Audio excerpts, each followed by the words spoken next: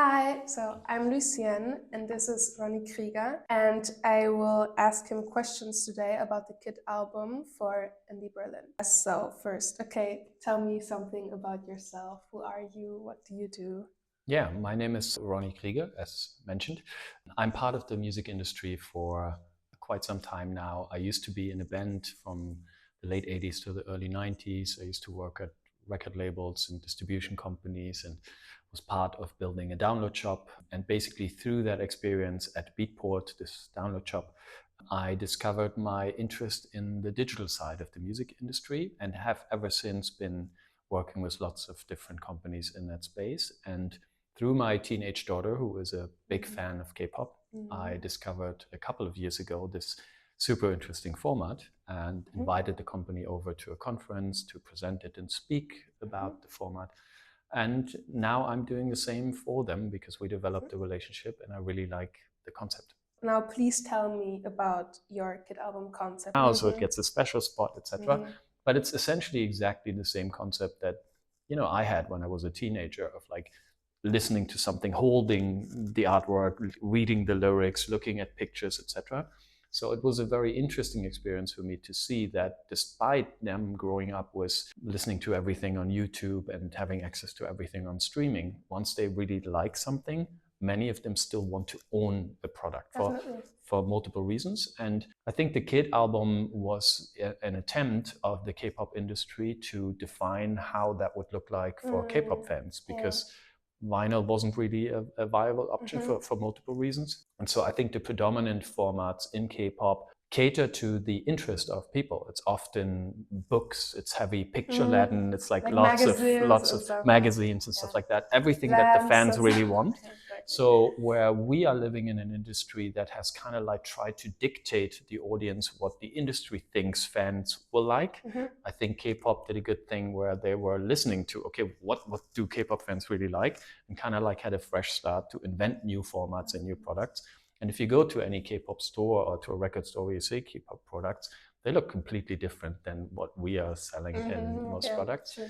And so I think the KIT album was an attempt to say, we have a young audience right now that is predominantly growing up consuming music and content of any form digitally, but they want a product. How does it look like? And that's the KIT album. By the way, these are some KIT albums for you guys that don't know what a KIT album looks like. These are KIT albums, for example, here, now from Jisoo, from Blackpink. Can you give me also some ideas of some more notable artists, for example, who already used the KIT album concept? Yeah, I mean, we basically, the team, the K-pop, the KIT album team comes from Korea.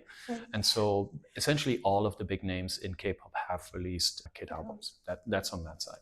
They're working with a team in the US, and the US team has been doing a great job working with predominantly the major labels. So there's Snoop Dogg has done one of the first Western KIT albums, Public Enemy, Duran Duran, Alanis Morissette, this one, B-52s, but also like Jimi Hendrix or, Megadeth or Biohazard or, it's really across multiple kind of artists. And when I joined the team, I felt, okay, the major world is taken care of. I'm by heart forever a member of the independent community. And I see one of the main benefits of this product is accessibility, because the minimum production amount for a KIT album is only 30 copies, which really makes this accessible for any do-it-yourself artist, for any small independent artist. Right? It's a lot less expensive to get into it. You can just do 30 at the start. You can do a pre-sale, and the production time of a KIT album is a week. So you could even run a pre-sale campaign, and if you realize, oh, I need more than 30, I need 70, it takes a week to produce more. So it's really a suitable product for the independent world. So on top of the big major label artists that mostly our US team is working on, I focus more on independent labels and independent artists. And we had multiple metal labels, like you see Napalm Death there, which is on Earache. It's a UK metal label. We've done a couple of techno releases, a German techno artist called Remute.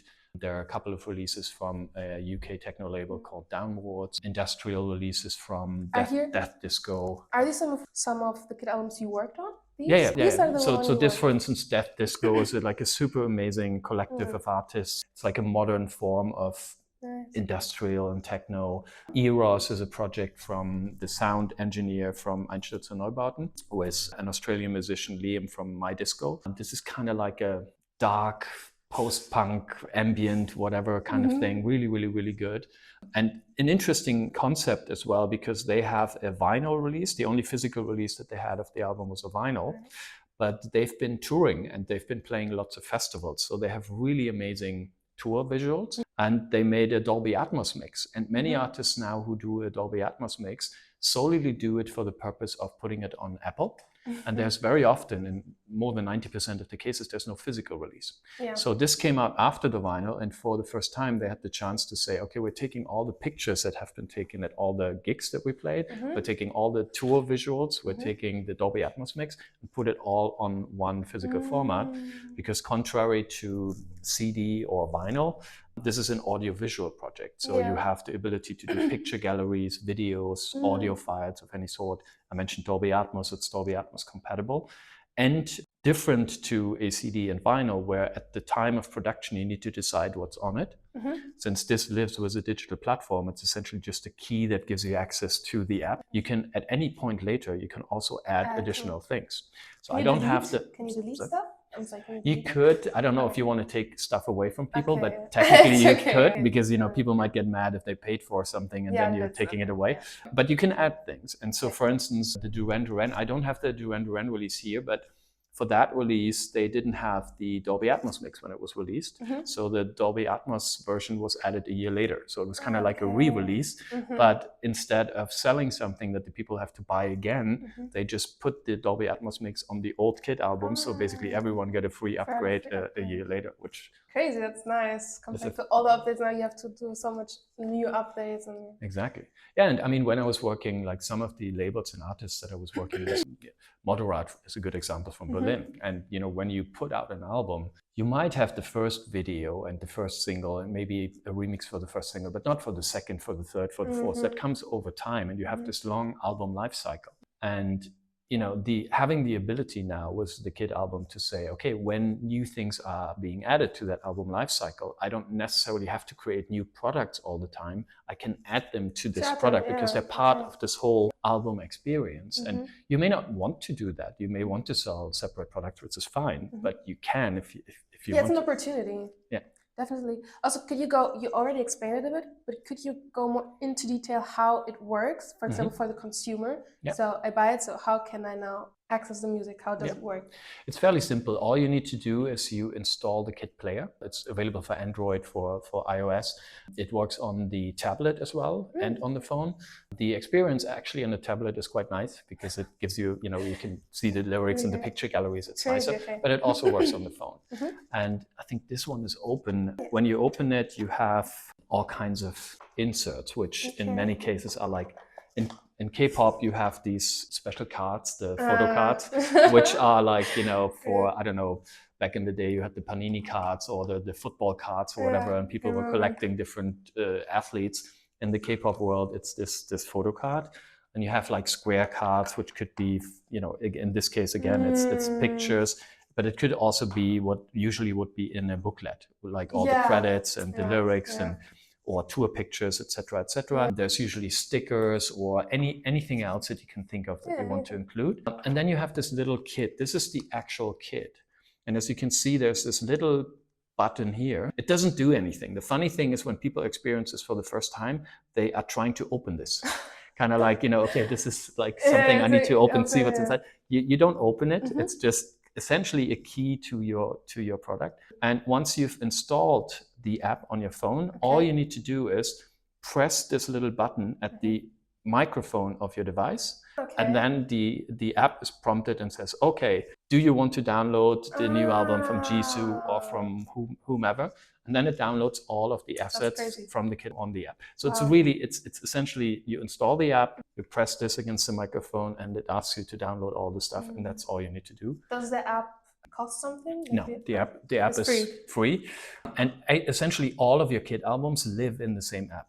So once you have, a collection of different things, they're all accessible in the same app.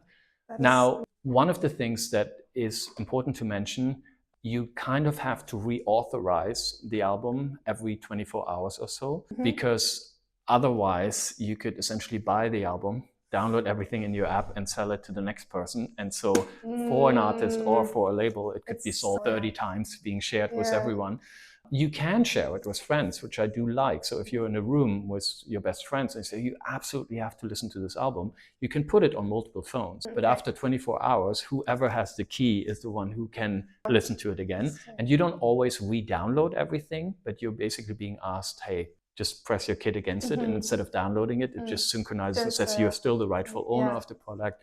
And then you can listen to it again. That's very intelligent. That's very good. Okay, interesting. Okay, can you explain again, how did you get involved in this whole KITalbum movement? Yeah. I mean, as I said, I discovered this through my daughter, who is totally obsessed with K-pop. And when your kids do something that you're not very familiar with, you kind of like to understand a little bit more about it. And I did too. And then I was kind of like amazed by all the different types of formats that are existing in the K-pop world.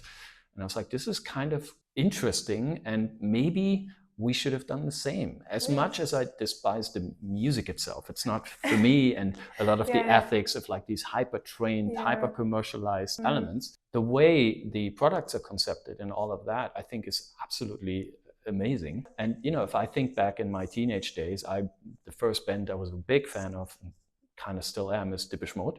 And if there would have been an album version with, this is the Dave Gahan version, this is the Martin Gore version, whatever, I probably would have wanted to buy definitely the one of my favorite member and maybe all of them to have the same album in 4 times. The concept would have worked exactly the same way. Exactly, and then have 4 different versions of the same album for every different member. And I was kind of surprised that our industry didn't do any of that. And then, you know, I thought it's really interesting. Due to my involvement with the VUT, which is the Association of the Independent Music Industry in Germany, we curate a lot of conference programming under the umbrella of the Indie Days at Reeperbahn Festival and C-Pop, some others. And so I just invited the Korean team and said, look, this concept is really interesting. Would you be willing to show this to the European audience? And then they came, that's how we met. And then they asked whether I would be interested to help them, you know, spread the word about the KITalbum. And since I genuinely really think it's exciting and beneficial, I started to do that as one of my projects. Okay, adding to that, how do you work on to get people to know about it? So because you said you would spread the word about it, how would you do that? I mean, you know, thanks to the fact that I've been working in the industry for over 3 decades now, I do have a fairly good network of people that I can talk to and that would also listen to me, which is the other element. You can find out contact information everywhere, but will people also reply is the other question. And it is not easy. You know, it's usually when record labels hold it in the hand the first time, they kind of immediately get it. Well, the same with artists, even more so with artists. They see it and they're like, yeah, this is amazing, this is cool. Then they hear about the benefits. But actually releasing music on it, then a couple of questions start of like, yeah, but my audience isn't K-pop. My audience isn't teenage fans. So the biggest obstacle we had to do is to prove that this is not just solely something that works in K-pop. And now, just 2 days ago, I had another label of like, this is absolutely amazing. Yeah, but we don't have a K-pop audience. They were a metal label. But luckily I was able to say, hey, Earache, one of the longest standing metal labels in the world, they've put out 25 releases. You can see Megadeth, you can see Biohazard. And now this argument of like, yeah, but my audience wouldn't be ready for it, no longer stands, because in pretty much every music genre, there have been examples of it kind of works for every music genre. And it's, you know, again, with 30 copies, it's fairly risk-free. But it is something that takes a lot of time, and a lot of people are not willing to try something new. But I'm used to that. When I started to work for Beatport, and I went around to all the record labels about downloads, this was at a time iTunes had launched 3 months earlier. So download shops didn't exist. And I was doing this in the dance music world where everybody still loved and loves vinyl and was completely against the idea of MP3s. So every meeting that I went to started with, we hate MP3s. Why should we do this? So I'm kind of used to the fact that this industry especially has always been kind of slow on accepting new ideas and new formats. Why do you think, I'm sorry, why do you think it's because they're scared of like doing losses or making losses, or do you think it's because they think they won't do enough profit, or do you think? I think Because I have the feeling that many companies want to do it on purpose to, like, for example, with the updates and stuff that you have to buy again and again, and it's because of profit. I think very often in my experience, and it's hard to generalize, everybody will have their own reasons for it. But I think people like to prefer things that they understand and know and have tried and tested before. And trying to do something new where they don't quite know how it's going to work has never been the default for most people. People like convenience and to stay in their safe zone and not try anything new. I think this is generally happening.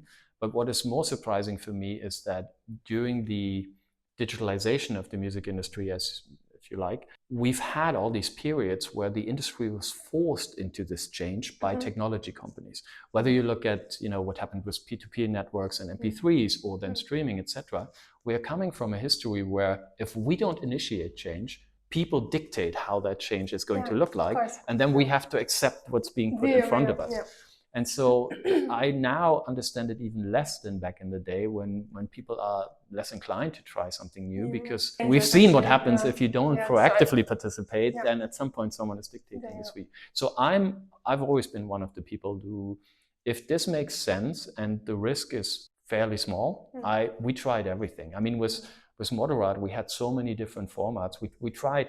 Back then, there wasn't really a way to release uncompressed, high-quality audio files. Download shops for that didn't exist, etc. Like Blu-ray productions were super expensive to do at the time and all that.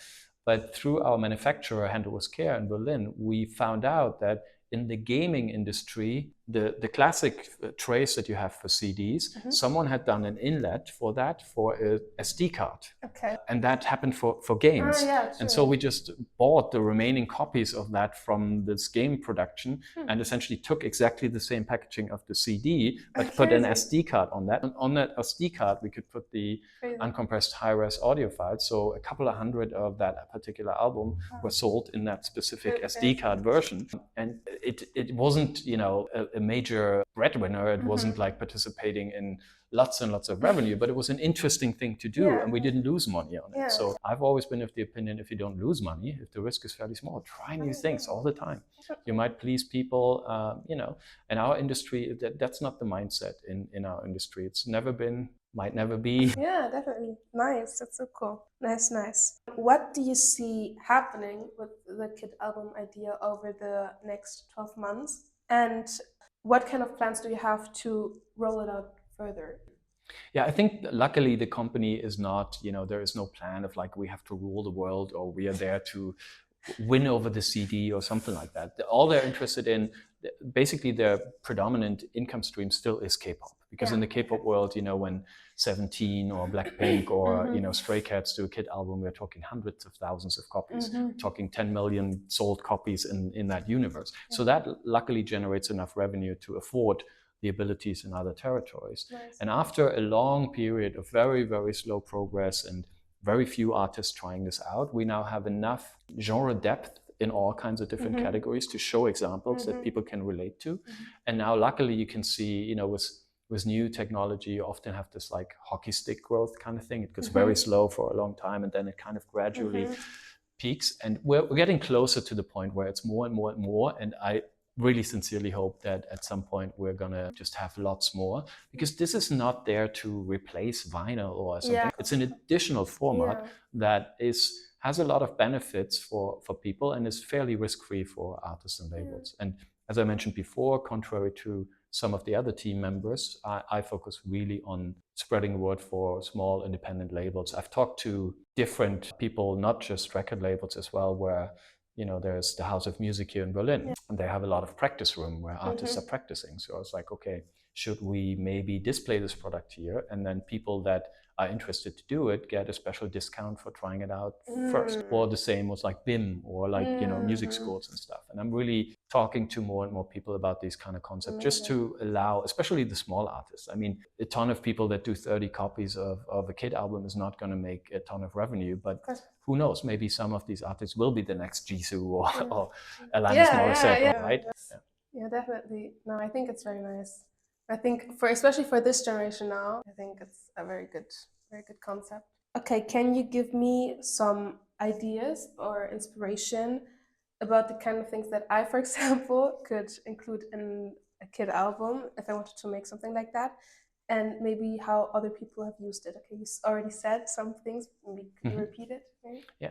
So the interesting thing for me when I discovered the format is that what I find almost surprising is that with all the possibilities that the format offers, the K-pop world has actually embraced this very conservatively, where there is an album, it has X amount of tracks, X amount of pictures and videos, they're uploaded to the product, and that's it. But when I discovered what this format can do, I obviously thought of all the things that you could do with it that are completely different. And it was interesting that no one in the K-pop world has really done it. But for instance, you know, as one of my projects a couple of years ago, I was the general manager for Patreon for Europe.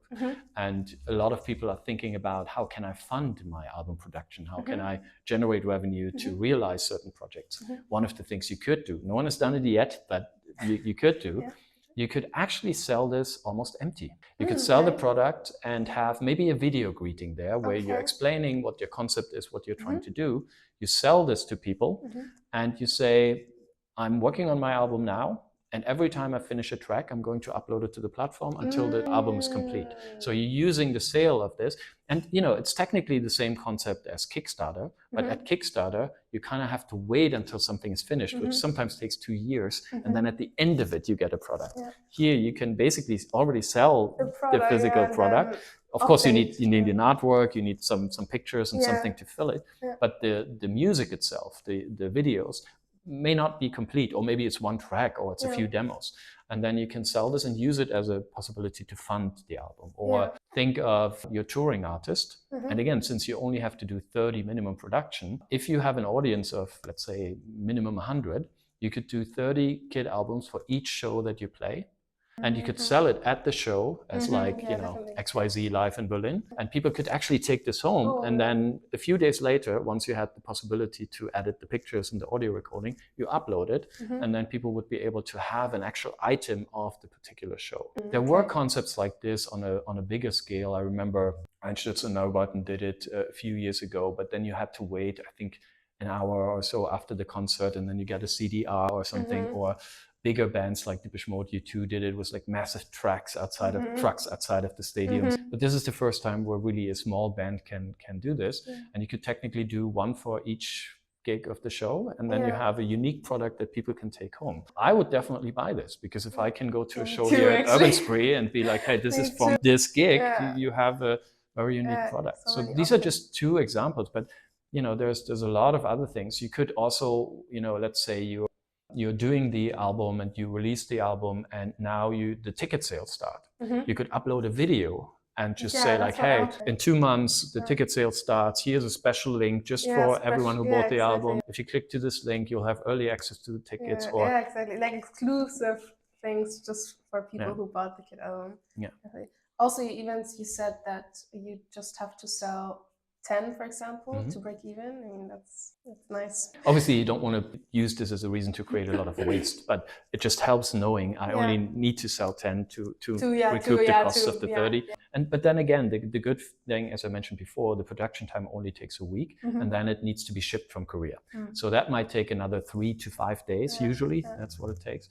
But you know, if you have been too conservative and let's say you really only ordered the minimum to be safe, but then you find out you actually need more, it's fairly easy to another 30 or, you know, however many you then need, and you have them within a week or 2 weeks, which I think most people who order a product would be willing to wait. It's not like months, which it sometimes How much does it take for vinyl to be? Depends. I mean, luckily we're in better times now, but there used to be times where it's month. Now I think comparing them, But now I think you're down to maybe 4 to 6 weeks, I would say. And a CD? I don't actually know, but I think it's probably about similar. It's a few weeks. But this is definitely, to my knowledge, the fastest you can.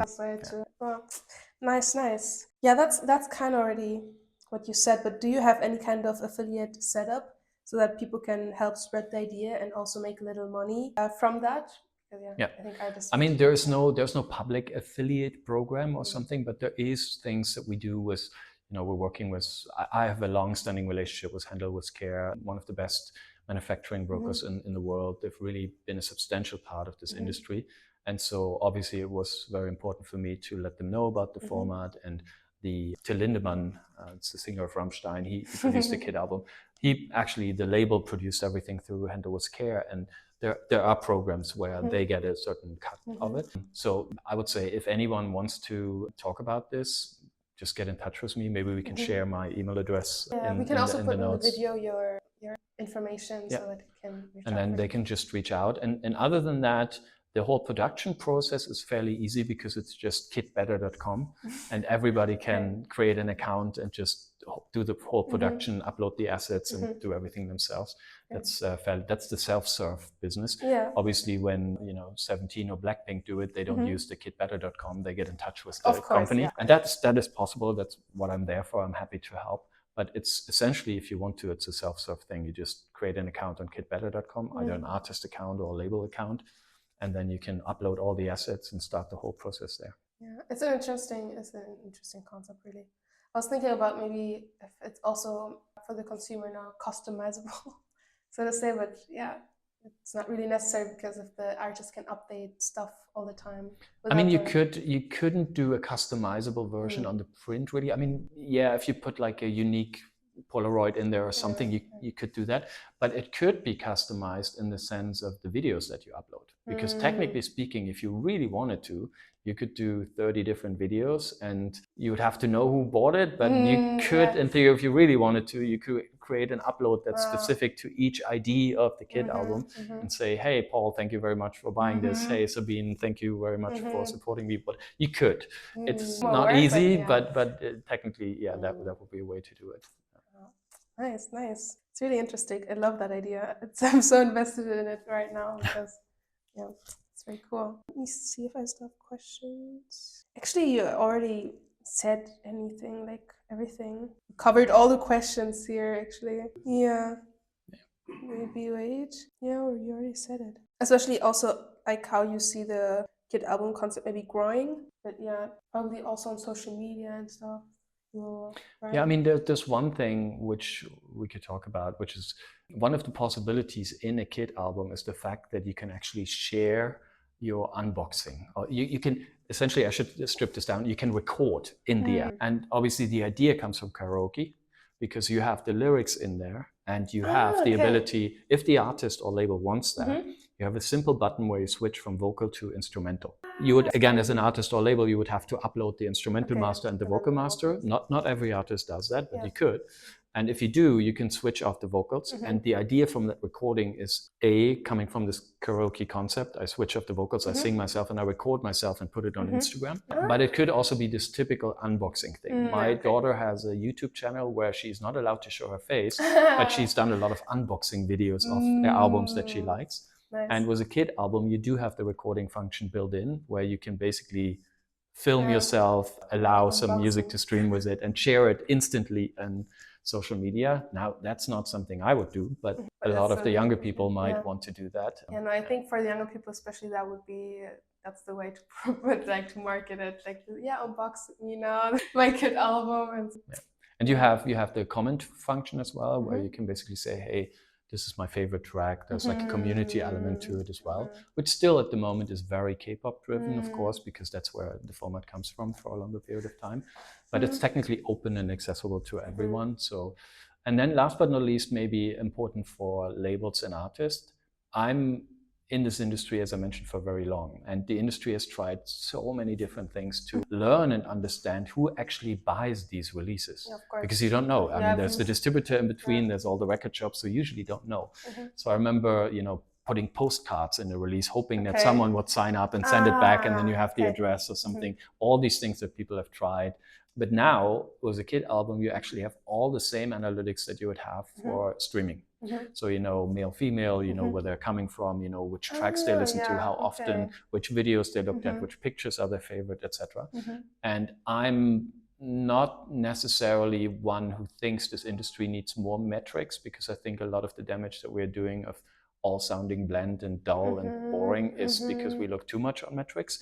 But if you do want to have the metrics, this is the first physical format that you have. that actually allows you to understand your audience a little better and look at, which are the most popular tracks, in which region are people buying this, etc. Do you think it would be a good idea or an option to make it customizable for the consumer?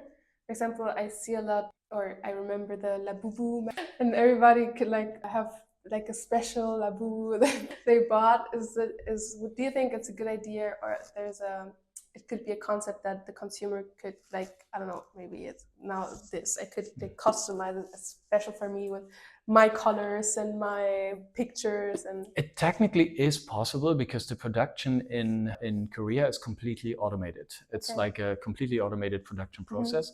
And there's actually, what we've been talking about was the minimum production quantity is when you actually want to have products yourself. But there is also a way through KITBetter where all you do is you upload all the content to the site and a user can buy it at the KITBetter online shop and it's going to get produced on demand. And so in that case, I don't have any risk because I just upload it there. And then if someone orders it, it's going to get produced and shipped.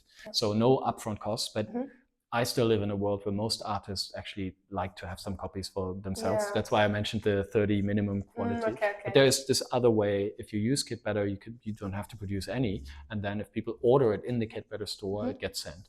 And since it's produced on demand, technically speaking, it's not being done now. What you described could technically be possible in the future. Because on demand for each order, you could produce that one KIT album and send it out. It's not part of the concept now, but it technically wouldn't be completely impossible. Yeah, especially now the K-pop fans are we need that have biases and stuff and extra Yeah, I mean that is one concept that is happening a lot when you see these big KIT album productions in K-pop, that the content, the actual physical, the photo cards, etc., they differ. So you might have different sets of photo cards across all the different boxes. Now, I don't know if the members of Rammstein would want to do this or something, but you could technically do the same thing where you do different runs of KIT albums, and the only thing that's different is the different photo cards. Yeah. I mean, for groups, I think it's bands, for example, it would be an option. I don't know how solo singers would do it. It could still be different. Special pictures of them. Yeah. I mean, it's like, my son is really into Pokemon and he's collecting Pokemon cards. It's essentially kind of like a similar concept. Now, in this concept, you would have to do at least 30 of each variation of it, but you could technically do 30 with this card, 30 with that card, etc., and then randomly mix it. And I think in the K-pop world, often when you go to big online platforms and you order them, you either have the concept of specifically ordering a specific edition, like in the K-pop world, you have all the different editions for the different buyers, or you have a randomly selected kind of thing. You don't know what you're getting kind of thing. Yeah, let's do something like that, similar. Also, one last question is that do you have to buy just one time and then it uploads and uploads and uploads, or are there, for example, for every album you have to buy a new KIT album? I would never ever recommend anyone to basically for your whole career buy one KIT album and upload all your albums. For me, this is a closed concept, right? Like if I have for this album, you have this KIT, and for next, obviously you have the next. You could, and sometimes I have these conversations. It's like, hey, oh great, I could do a KIT album for all my 10 albums or my 20 EPs, and I was like, you could, but why would you? It's like there is an accepted price point for a KIT album, which is somewhere between 20 and 30 euros. Why would you give your whole life's work of music for that price? You could, if you want to, go ahead and do it. That kind of but it's not something that I would do. But there is things for me, anything conceptually that is part of the life cycle of a product, whether that's an EP, whether that's a live album, an artist album, there's always things that are related to that one project. And that for me makes sense to upload. But when you're working on your next project, I wouldn't include it in the... Maybe it's also more special to have just surrounding one concept, because you have the artwork, you have the photo cards, etc. And in K-pop they have stories and stuff. So definitely. Okay, thank you so much. It was a very interesting, of course, very interesting concept, very interesting conversation. Thank you so much for that. Also, we're gonna put your information. So if anyone out there wants to reach out, you can go to that information.